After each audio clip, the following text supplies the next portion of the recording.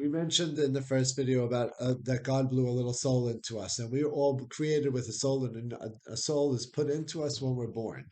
We'll discuss that later on as well. We're going to discuss a little bit. I want to just discuss a little bit about a body and the soul, because we all know that you can't live without a body and you can't live without a soul. So there's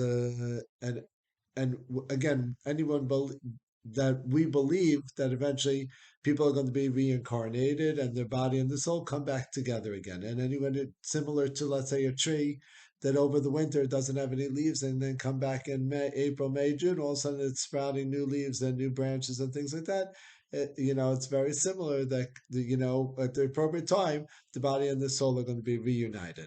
So there's a famous story in the Talmud that tells about that explains a little bit about body and soul. That there was a king that had an orchard, and inside the orchard he put two watchmen in order to watch over the fruit that were in the orchard because it was very valuable. And sure enough, however, one of the watchmen was blind and the other was lame. And but so what did they decide to do? The one that saw the fruit said, "Wow, this is such good fruit. Want to eat it?" But he couldn't. The lame guys couldn't. They weren't able to get it because the lame guy was able to see the fruit, but the blind guy was one that was able to walk. So what did they do?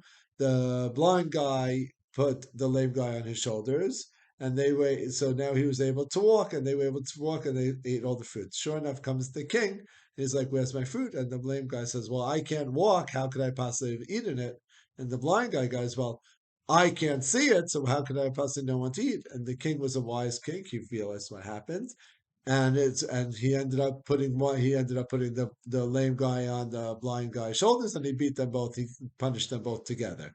So it's the same concept here. We have a body and the soul, and they do get separated after a person's life on here, but there will be a time where they get put back together, and they're going to get rewarded and punished because that's all the different mitzvahs and all the good deeds that they did on this world, and they're going to need to get rewarded for, and they since they both are part of their reward, they come together and they get rewarded. I'm going to explain a little bit in the next video as far as about what the whole purpose is, a little bit of these souls.